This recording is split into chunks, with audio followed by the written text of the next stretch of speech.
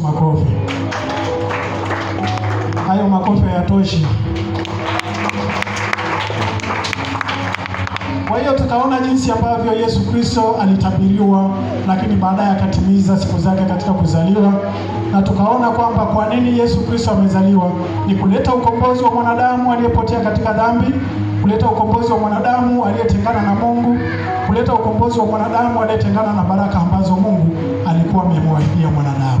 Kwa hiyo ilibidi sasa, kwa kuwa watu walikuwa katika mateso mengi ya dunia na shida, aletwe mkombozi wa kuja kuleta ukombozi wa mwanadamu. Sasa kuna vitu vingi ambavyo tumeona kwamba Yesu alikuja kukomboa pia afya zetu ambazo shetani aliweza kuchukua. Nakumbuka kunakuwa na wagonjwa. Nakumbuka mama mmoja aliitwa mama mkwe wake Petro, alishikwa na homa kali, Biblia inasema hivyo. Alafu Yesu akamtembelea nyumbani pale. Alipofika tu akamwambia homa imeisha, na kweli alipona homa. Bwana Yesu asifiwe.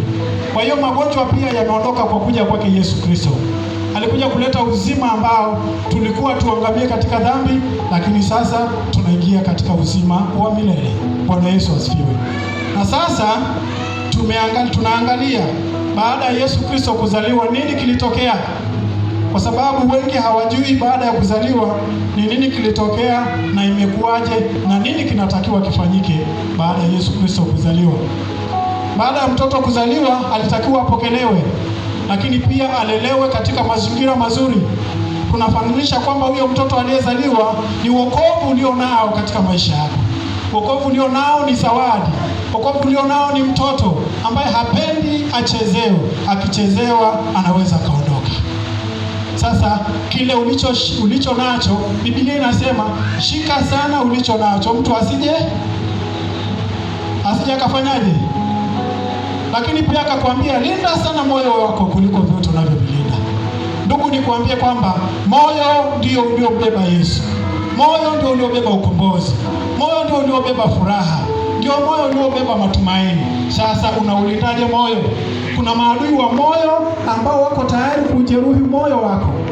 Wako maadui watu, wako maadui shida, wako maadui mauti ambao tayari wako tayari kujeruhi moyo wako tu ili uondoke katika Bwana. Lakini Mungu sasa yupo kwa ajili ya kukuletea ukombozi. Yesu sasa amezaliwa kwa ajili ya kuhakikisha kwamba uko katika mazingira mazuri kiroho na hata kiafya na hata kimwili, uko katika mazingira ya kumpendeza Jehova. Bwana Yesu asifiwe. Haleluya, haleluya. Sasa mtoto huyu alipozaliwa, alikuwepo mfalme mmoja anayetawala aliyeitwa Herode. Herode alituma watu, ile siku ya Krismasi tuliangalia, alituma watu wakamwangalie mahali ambapo ile nyota inatokea na ni nani huyo aliyezaliwa, kisha walete habari kuja kumwambia kwamba huyu aliyezaliwa ni Yesu, anaitwa Yesu Mnazareti, aliye hai, ni mkombozi wa watu. Alitegemea kuja kupata hayo maneno ili apate njia ama apate namna ya kufanya, ajue na kufanya. Sasa katika kuletewa habari zile alizotegemea, hakuletewa zile habari, bali nini kilichotokea katika ile nchi, katika ule mji wa Bethlehem. Mamajusi walipokwenda walitoa zawadi, walipotoa zawadi walirudi, lakini malaika wa Bwana ambao ni Mungu akawaonya kwamba mnaporudi msipite njia ile. Mnaporudi usipite njia ile. Kwa nini anasema kiroho hili jambo? Nataka nikufafanulie kiroho. Maana yake ni nini? Maana kutoa Mungu usirudi tena. Lile jambo alilokutendea Mungu usiliache tena. Ule wokovu ambao Mungu amekupa usiuache tena, usipoteze tena. Ile neema ambayo Mungu amekupa usipoteze tena. Wakati huu wewe uko kanisani, lakini kuna watu wengine wako katika mazingira mabaya sana. Hiyo ni neema tu uliyopata, sio kwamba unastahili. Sio kwamba waliopotea wanapenda kupotea. Sio kwamba waliotenda dhambi wanapenda kutenda dhambi, lakini ni roho tu. Sasa neema ya Mungu imekufanya jinsi ulivyo. Familia ulionayo ni Mungu tu aliyokufanya jinsi ulivyo. Utakiwi kupoteza hiyo neema. Utakiwi kupoteza hiyo baraka. Hutakiwi kucheza na huo wokovu. Hutakiwi kucheza na hivyo vipawa ambavyo Mungu ameweka ndani yako. Inatakiwa uhakikishe kwamba umelinda vizuri, umetumia vizuri. Usirudi kule vya zamani. Usirudie kule ulikotoka. Usirudi katika matendo yale yasiyofaa. Usirudi katika mazingira yale yasiyofaa ambayo yanakufanya utengane na Mungu. Bali unaambiwa kwamba pita njia nyingine ya uzima wa milele. Kwa maana njia ya uzima wa milele ina baraka. Njia ya uzima wa milele ina nguvu.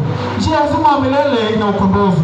Njia ya uzima wa milele ina baraka, ina uzima, imebeba uzima wako. Na ndio maana unapofika mazingira ya kuona kwamba uko katika hali mbaya, unapoita uzima Yesu ambaye anasema ni mtu wa uzima, tayari analeta uzima. Unapokuwa katika hali ambayo sio nzuri, unapoita Bwana analeta faraja, maana yeye ni mfalme wa amani. Bwana Yesu asifiwe. Bwana asifiwe. Haleluya. Sasa Herode alitegemea kupata hizo habari, lakini kilichotokea nini? Walipita njia nyingine. Ile njia ya kwanza ilikuwa na nini? Ile njia ya kwanza nini kimekaa katika ile njia?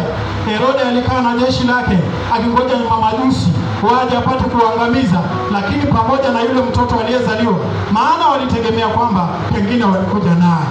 Ile njia imebeba uovu. Ile njia ya zamani imebeba machafuko. Ile njia ya zamani imebeba maanguko. Ile njia ya zamani imebeba aibu. Hutakiwi kuirudia ile njia ya zamani. Hutakiwi kufanya ile ya zamani. Yesu amekutoa huko. Ya kale yamepita, tazama yamekuwa mapya. Yamekuwa mapya. Bwana Yesu asifiwe. Kwa hiyo hatutakiwi kushiriki yale ya zamani. Hatutakiwi kukaa kwenye ile njia ya zamani. Hatutakiwi hata kuimba kama jana. Natakiwa tuimbe zaidi ya jana. Hatutakiwi kukaa kama vile jana. Natakiwa tuwe wa viwango vingine, kwa sababu Mungu wetu ni wa viwango. Natakiwa tuwe na tumaini la kutuvusha katika nyakati ngumu. Tuwe na njia ya kutuelekeza mahali tunakoenda, na Yesu ndiye njia. Ndio maana akasema kwamba kwenye Zaburi 32 mstari wa 8, tazama nitakuonyesha na kufundisha njia utakayoiendea. Natamani leo Mungu akufundishe njia ya kuendea. Natamani ya kuonyesha kwamba njia hii ndio nzuri. Jambo hili ukilifanya hivi kuna ukombozi.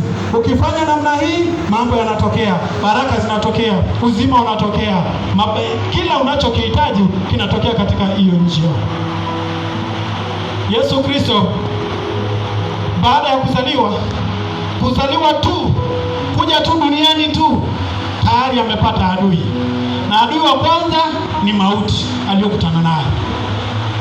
Kwa nini nasema ni mauti?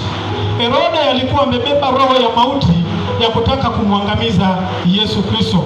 Na ndio maana kwenye ule mstari wa 13 unasema, na hao walipokwisha kwenda zao, tazama malaika wa Bwana alimtokea Yusufu katika ndoto, akasema, ondoka umchukue mtoto na mama yake, ukimbie Misri, ukae huko hata nikuambie, kwa maana Herode anataka kumtafuta mtoto amwangamize. Wewe baada ya kuja hapa duniani, baada ya kuzaliwa hapa duniani, kuna maadui umeshakuwa nao. Lakini wewe kwa kuwa haupo kiroho, huwezi kuwaona, huwezi kuwajua. Utaona tu ni maisha ya kawaida, utaona tu ni mambo ya kawaida ambayo yanapata wanadamu. Lakini katika ulimwengu wa roho, tayari adui ameshaliumba jambo la kukupata katika njia yako. Jiulize, ni jambo gani ambalo unafikiri shetani huyo ameweza kulipanga katika maisha yako baada ya kuzaliwa? Tafakari, kwa sababu watu wengine wanazaliwa, baada ya kukua tu kidogo, magonjwa fulani yanaibuka kwenye maisha yao, wanaishi nayo mpaka kufa. Baada ya kuzaliwa, nini kinatokea? Zile baraka alizopanga Bwana katika maisha yako zinapotea. Kwa nini zinapotea? Tayari kwamba waliiona nyota imeonekana mashariki ndani yako. Walipoiona wakatafuta namna ya kuirudisha chini. Na ndio maana kuna watu wanainuliwa na shetani, wanakuumiza moyo, wanakukatisha, wanakusema unaumia, unasikia maneno hapa na hapa, unarudi nyuma. Unaporudi nyuma, tayari ni nyota inaharibiwa. Kumbe mtu mjanja ni yule ambaye akisikia anafunga masikio, anasema wewe huwezi kunikosanisha na Bwana. Nitakaza mwendo nielekee mbinguni. Nakaza mwendo kwenye wokovu. Nakaza mwendo kwa kile kitu nilicho nacho ndani yangu. Nakaza mwendo nimuone Bwana. Na nikwambie, mtu asikufanye umwache Mungu hata siku moja. Hautaenda kuwa na huyo mtu, hautaenda naye mbinguni, unaenda peke yako.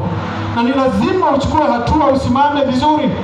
Lazima uhakikishe kwamba umesimama katika Bwana, wala shida zisikufanye uweze kuondokana na Mungu, uweze kwenda mbali na Mungu. Kwenye kitabu cha Warumi 8 kuanzia 30 mpaka 38 inasema, ni jambo gani lilitenge na upendo wa Mungu? Je, ni dhiki? Je, ni njaa? Je, ni malaika? Je, ni wenye uwezo? Ni wenye mamlaka?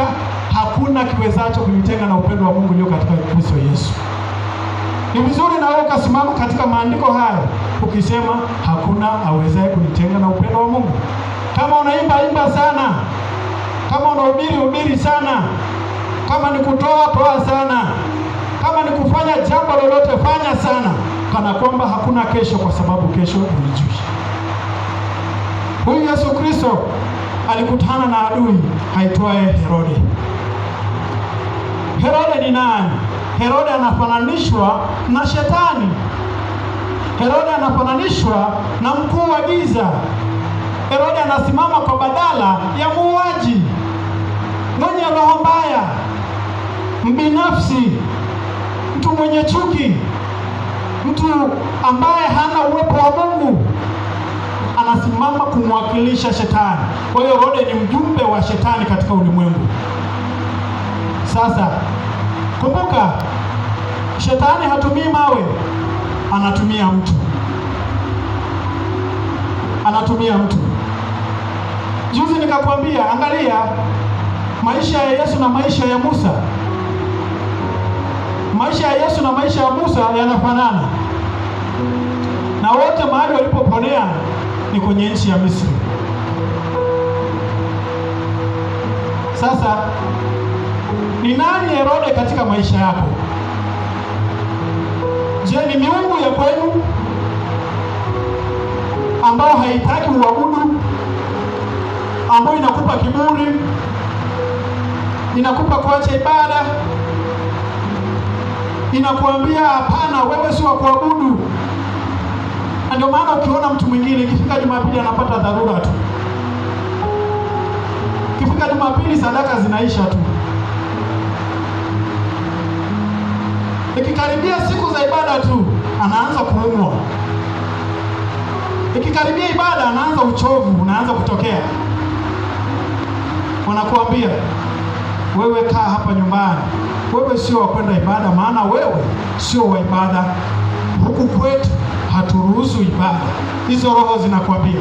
Kwa hiyo wanadhoofisha mwili, wanaletea ulegevu katika mwili. Unajikuta ukitaka kwenda unakata tamaa, nasema hapana, hata siendi leo, sijisikii, siku na Jumapili nyingine nitaenda. Sio wewe unayesema hivyo, ni ile miungu haitaki ibada. Lakini wakati huo ukibadilisha mawazo ukasema, hata nikamtembelee fulani, unapata nguvu ya kwenda, unapona. Wakati ukipanga sadaka ya kumtolea Bwana, nini kinatokea? Dharura zinatokea, magonjwa yanaibuka, shida zinaibuka, unakuta njaa ghafla kwenye familia. Kwa nini zinaibuka ya hayo yote? Kwa sababu wanakuambia wewe sio mtu wa kumtolea Bwana, ni mtu wa kutolea kwenye madhabahu ya kwetu, ni mtu wa kuabudu mizimu, ni mtu ambaye unatakiwa usitoe, maana katika kutoa utabarikiwa, naye Shetani hataki ubarikiwe. Kwa hiyo inakupa dharura nyingi za kupoteza zile fedha, huwezi kutoa.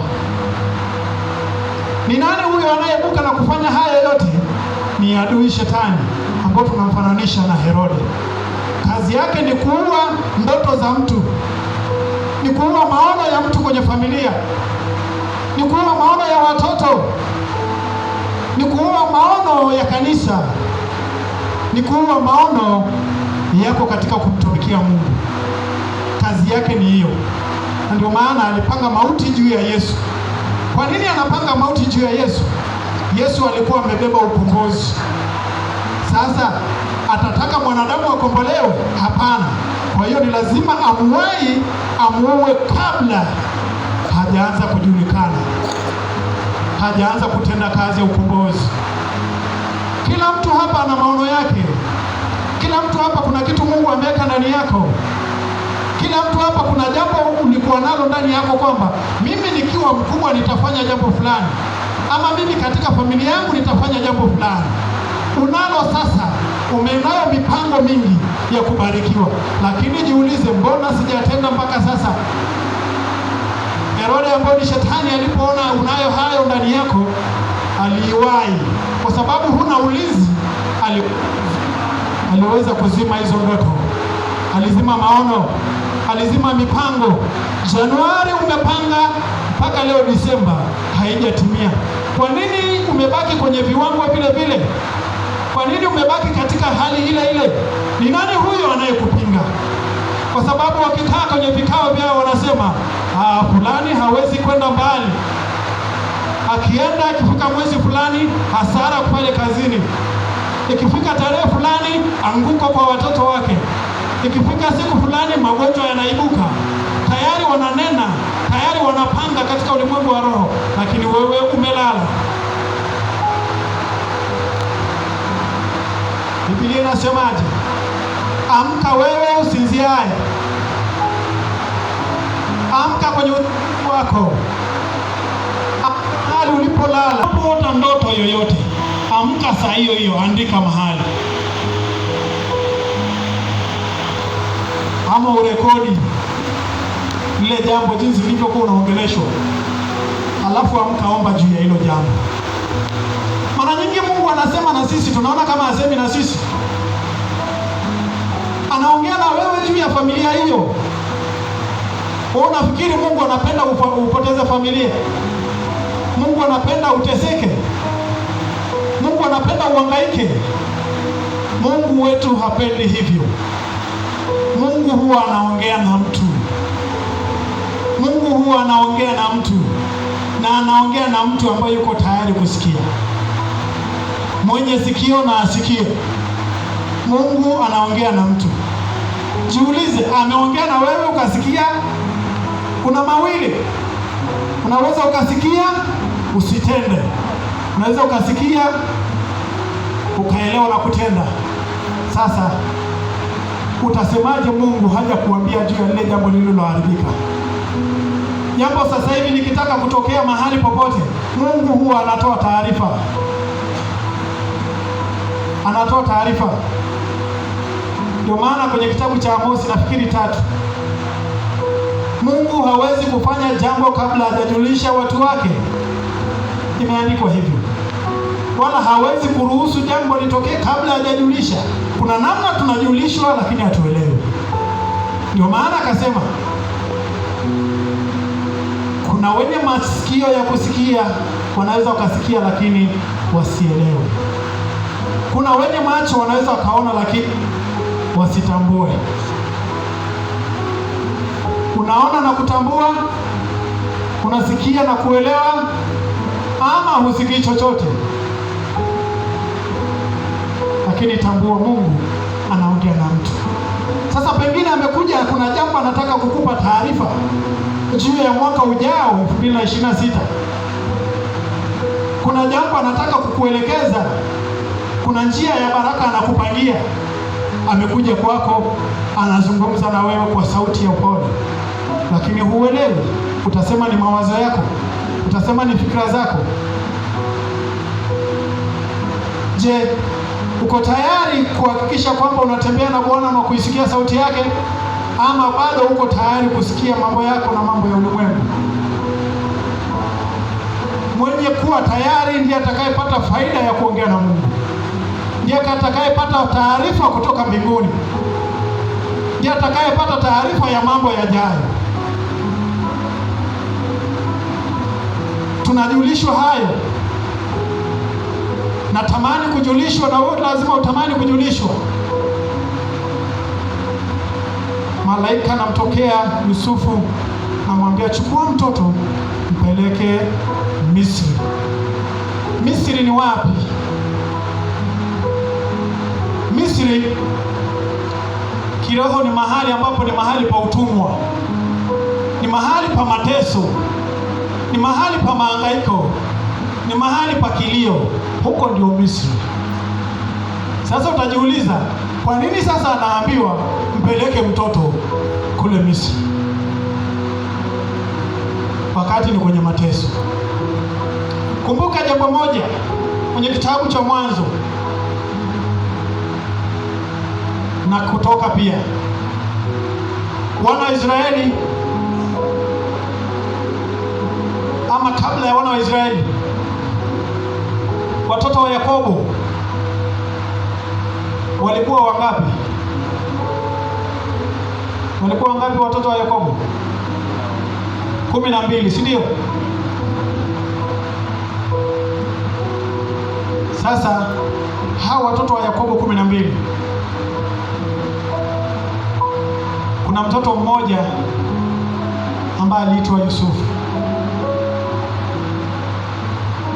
Alikuwa ni mdogo pia, lakini alionekana katika mazingira ya hali ya chini pia, na Mungu alikuwa na kusudi na yeye kwa ajili ya taifa lijalo, kwa ajili ya vizazi vijazo. Akamwandaa, akamwekea ndoto ndani yake kama alivyokuwekea ndoto na maono. Kilichotokea, ndugu zake, alipoeleza ndugu zake zile siri za ndoto zake, aliona akitawala, akimiliki na kuongoza wengine. Adui akainuka. Adui ni yule aliyekuzunguka, yule anayekuchekea tu. Tazama kicheko chake, kwa sababu pengine sio kizuri. Lazima uwe makini, lazima uwe na Mungu, ndio utagundua. Nikikaa mimi na adui, namjua tu huyu ni adui, tacheka naye sana, lakini pengine nimeshamjua. Mungu lazima akujulisha, na saini zake za kukuonyesha tu, hapa kuna hichi, hapa kuna hichi. Kwa hiyo akauzwa, wakasema ngoja tumuue. Angalia, walisema ngoja tumuue Yesu, alafu wanasema ngoja tumuue Yusufu, alafu wakachinja sijui nini, akapaka damu kwenye mavazi yake, wapeleke taarifa kwamba ameliwa na nani? Na simba. Lakini nikwambie, Yusufu alipona. Baadaye aliuzwa. Kumbe wanazidi kumsogeza kwenye utukufu wa Bwana. Nataka nikwambie kwamba usiogope kwa ajili ya wale wenye shida juu yako. Wanakusogeza karibu na Bwana, wanakusogeza kwenye baraka, wanakusogeza kwenye kuinuliwa. Waache tu, lakini wanakusogeza. Uzuri, usishindane nao. Wewe omba Mungu. Wakifanya wewe omba Mungu. Shida zinapoinuka, usishindane na shida, pelekee Yesu Kristo, kwa sababu shida pengine zinakupeleka karibu na utukufu wa Bwana. Majaribu mengine tunayokutana nayo na tufikisha ng'ambo, lakini tunalia kupita kiasi. Tugundue kwamba hili jaribu sio la kuniangusha, hili jaribu ni la kupeleka karibu na Bwana. Kuna majaribu ambayo yakiinuka yanakupeleka karibu na baraka ama kwenye baraka. Kwa hiyo utagundua hili jaribu ni la baraka. Kwa hiyo ngoja nipambane nalo kwa njia hii, kwa sababu kuna baraka mbele. Lakini wale wenye Mungu ndio wataweza kugundua haya. Yusufu alipona. Baadaye alikuja, njaa ikainuka kwenye nchi yake. Ndugu zake wanainuka, wanaenda Misri kwenda kutafuta chakula. Nani aliyewalisha? Ni Yusufu. Natamani uwalishe adui zako. Mungu akuinue uwalishe adui zako. Mungu akuinue waweze kuwapokea adui zako. Mungu akuinue ili wale waliokukataa wakuone kwamba wewe ndio mfalme wao. Mungu akuinue familia yako, kwamba kama amesema watoto hawatasoma, Mungu akuinue kwamba watoto wako wasome, baadaye watoto wako ndio waweje kuwa msaada kwa watoto wao. Wale waliocheka kwamba hauna nyumba, hauna mazingira mazuri, Mungu akubariki ili baadaye wapate mahali pa kuja kuweka vichwa vyao.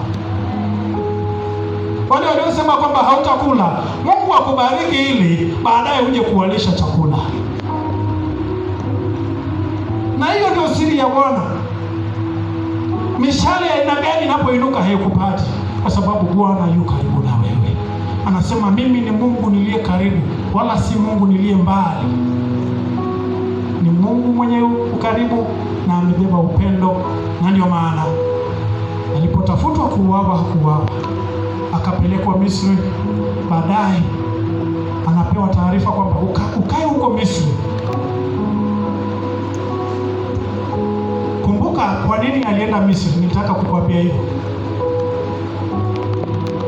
Israeli walitoka utumwani Misri,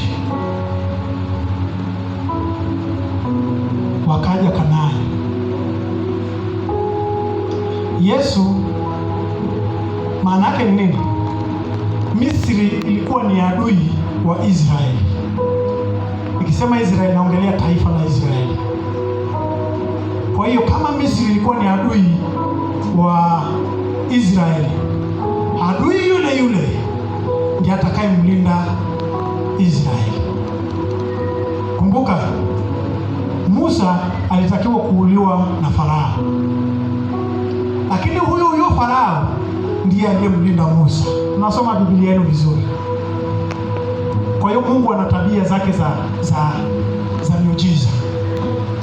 Kwa hiyo alipoenda kufichwa kule kwa maadui, adui wenyewe ndio waliomkumbatia, adui wenyewe ndio waliompa utukufu tena.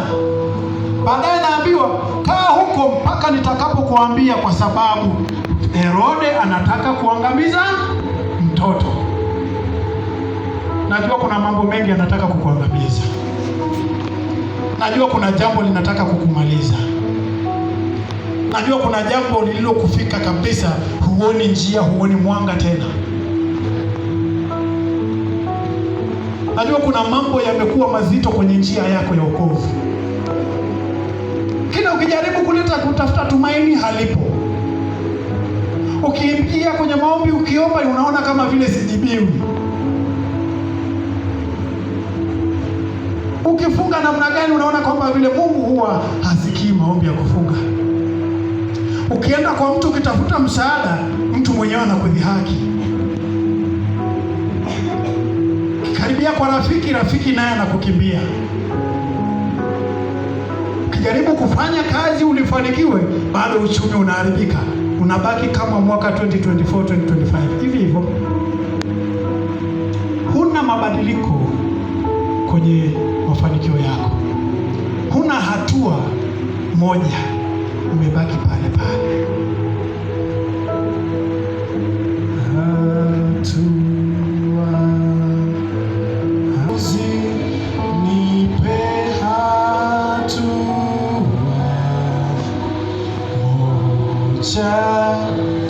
Zaidi, imba hatua.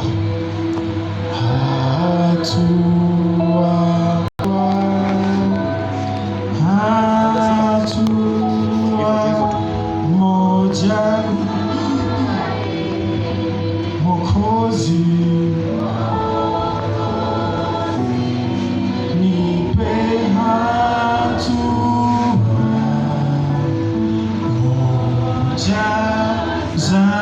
zaidi. Naomba Mungu akupe hatua moja zaidi. Nani anataka hatua moja zaidi?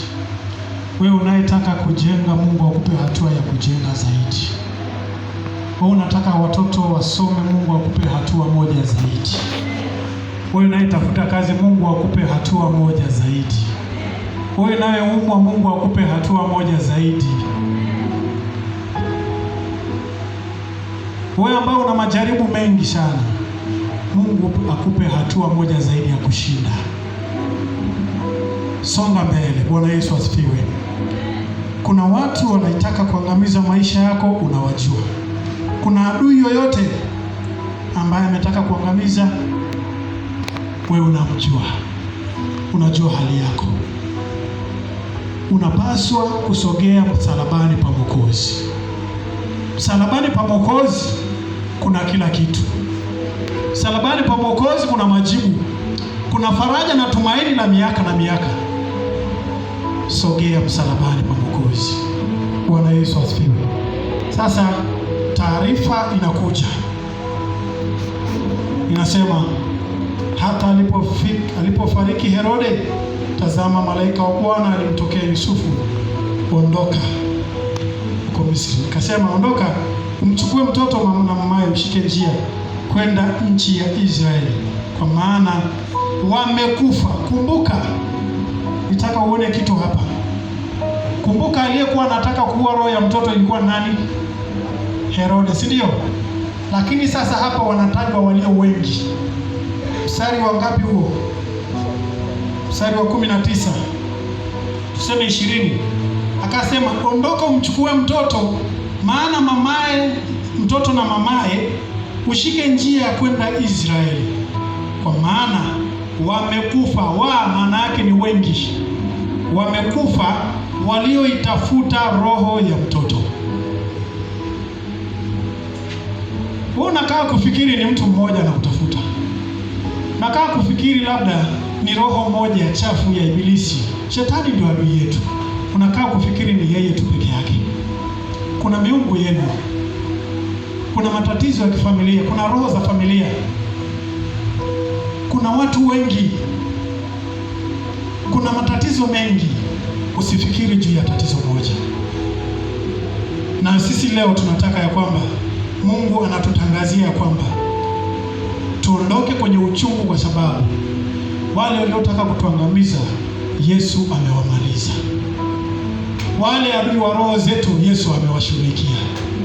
Wale wanaotuwinda Yesu amewashughulikia, na anguko lao litakuwa baya zaidi.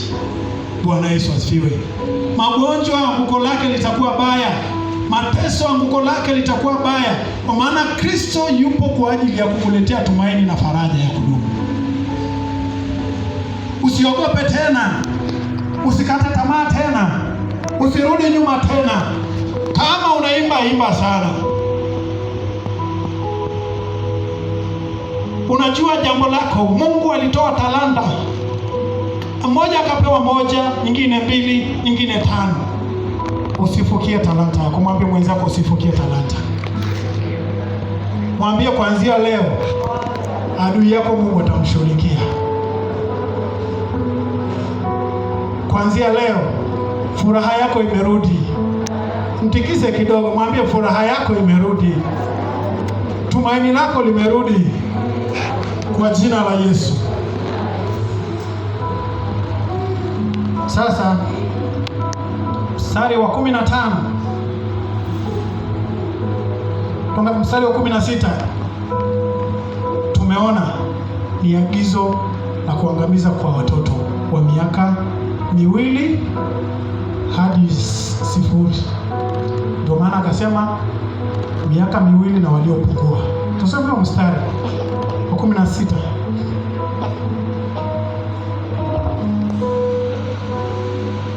Nasema, ndipo Herode alipoona ya kuwa amedhihakiwa na wale mamajusi, alipoghadhabika sana, akatuma watu akawaua watoto wote wanaume waliokuwako huko Bethlehemu na viungani mwake mote, tangu wenye miaka 2 na waliopungua. Maana yake waliopungua miaka 2 kurudi chini. Maana yake kuna mwaka mmoja, kuna miezi, kuna siku. Wote wa kiume wakauawa. Kipindi cha Musa hivyo hivyo ndivyo ilivyotokea. Sasa kwa nini anataka kuwaua watoto wa kiume? Ni kwa sababu katika desturi ya Wayahudi, anayetakiwa kuwa mfalme ni mwanaume. Kiongozi ni mwanaume. Kwa hiyo alijua huyo mfalme anayezaliwa atachukua sehemu yangu.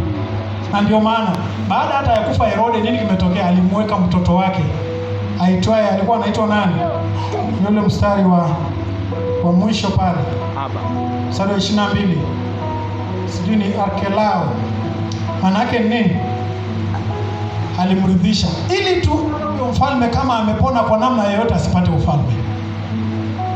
Nikwambia, Yesu amekuja kwa ajili ya roho, sio kwa ajili ya mambo ya dunia. Mungu amekuja kutafuta roho yake. Roho ya nani? Ni roho ambayo sisi ni mfano wa Mungu. Kwa hiyo Mungu amekuja kwa njia ya Kristo kuitafuta nafsi yake iliyopotea. Yesu amekuja kwa ajili yako. Yesu anataka kukutangazia tumaini la kusonga mbele. Yesu anataka kukutangazia amani ya kuendelea mbele. Upaswi kusema siwezi, kwa sababu wewe unaweza katika yule anayekutia nguvu, na sio mwingine, anaitwa Kristo Yesu.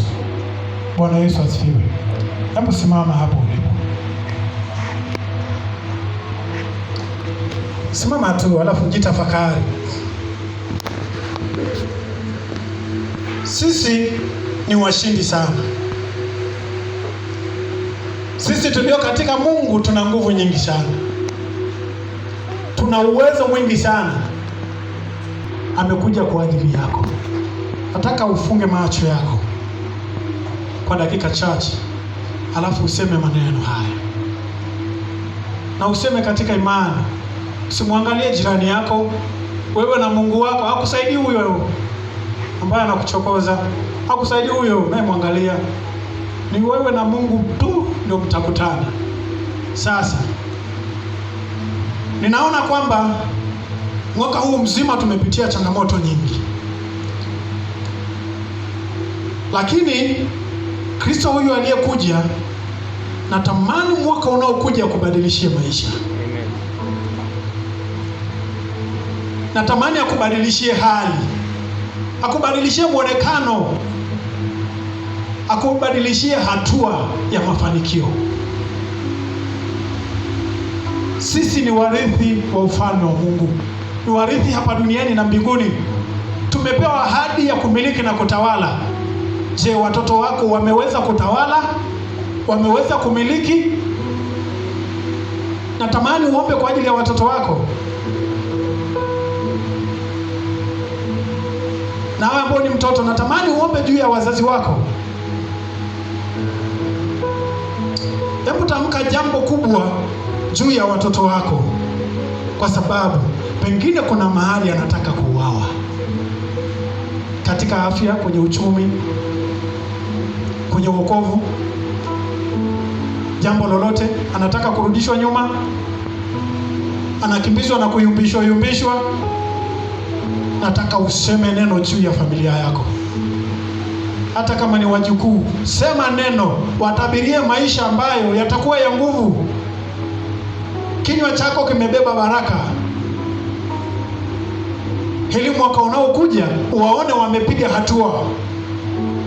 Kazi imebadilika, uchumi umekuwa, kazi umepata, maisha mema umepata, hatua nyingine umeenda, tumaini umelipata.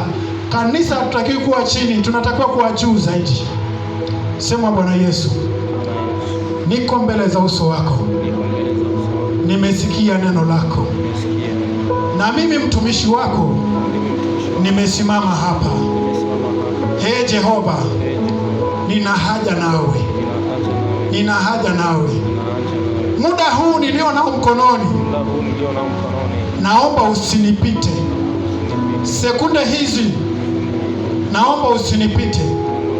Nimesimama juu ya roho yangu, unitakase roho yangu, takasa akili zangu, takasa fahamu zangu, takasa nafsi yangu, katika jina lako Yesu. Muda huu nawaleta watoto wangu mikononi mwako, nawaleta wajukuu wangu mikononi mwako. Ninakuomba ee Jehova, simama kwa ajili yao.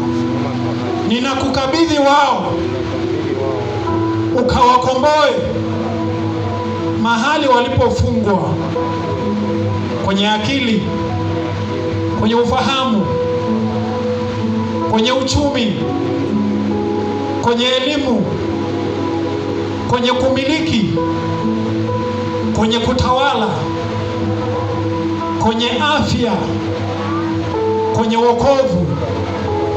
Neno lako Jehova likawakomboe muda huu, popote walipo. Kwa neno lako Jehova wakakombolewe. Nami nawatamkia ya kwamba mmebarikiwa, mmeinuliwa, mmepona, mmepata uzima tena, mmepata nguvu mpya tena ya kusonga mbele. Enyi watoto wangu na wajukuu wangu, na watamkia baraka. Hamtazuiliwa mahali popote.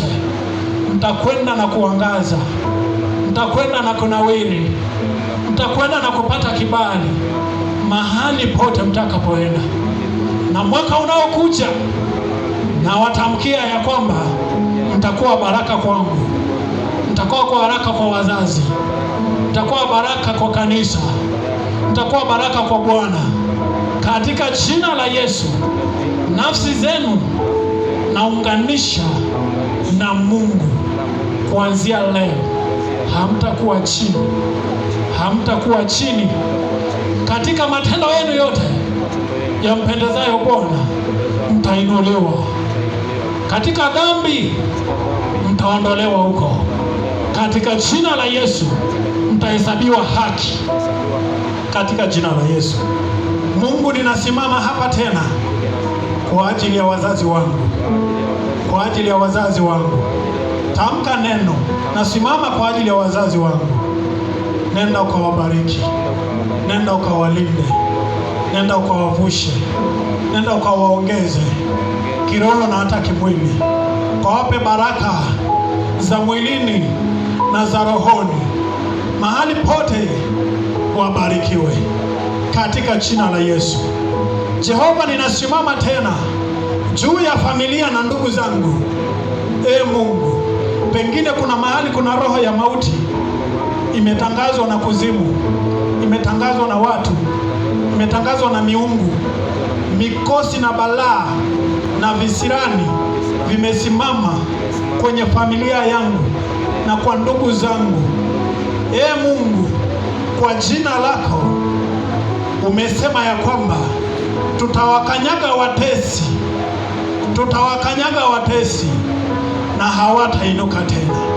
Kila mtesi kwenye familia yangu inamkanyaga katika jina la Yesu. Mtesi kwenye afya ya familia yangu inamkanyaga. Mtesi wa chuki inamkanyaga. Mtesi wa umasikini inamkanyaga. Mtesi wa magonjwa inamkanyaga tena katika jina la Yesu.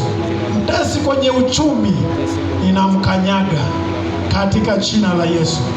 Kwa nguvu yako nitashinda Kristo. Ninatamka baraka kwa ndugu zangu wote. Natamka amani kwa ndugu zangu. Natamka uponyaji kwa ndugu zangu. Natamka kuvuka mwaka kwa ndugu zangu. Kama wamepanga mauti kwa siku zilizobaki kwamba tusivuke mwaka, katika madhabahu hii tunatamka tunavuka mwaka huu katika jina la Yesu. Mauti ya anga, mauti ya ardhi, mauti ya majini haitatupata, haitapata watoto wangu, haitapata wazazi wangu, haitapata ndugu zangu katika jina la Yesu Kristo. Tangu sasa tumekuwa katika mikono ya Bwana na mioyo yetu sisi tunaweka mikononi mwa Bwana. Bwana, tunasimama tena juu ya kanisa letu.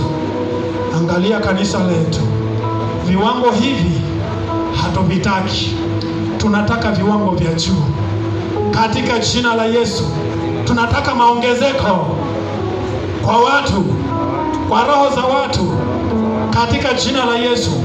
Maongezeko ya kukujua ije sasa. Uamsho wako uje sasa katika jina la Yesu. Tunakabidhi ibada hii na kanisa letu hili mikononi mwako. Leta ukombozi katika ardhi hii. Tunapoingia mwaka ujao, tuwe tunapata ukombozi wetu katika ardhi hii. Katika jina la Yesu tunapata ukombozi na uamsho wako utatuingia katika jina la Yesu Kristo. Herode wa maisha yetu hautasimama tena katika jina la Yesu Kristo.